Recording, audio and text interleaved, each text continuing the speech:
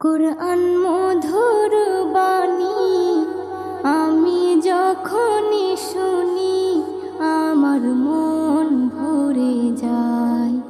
কুরআন মধুর বাণী আমি যখনই শুনি আমার মন ভরে যায়। শোনো মুমিন মুসলমান, পড়ে দেখো না কুরআন, কত শান্তি পাওয়া যায়। কুরআন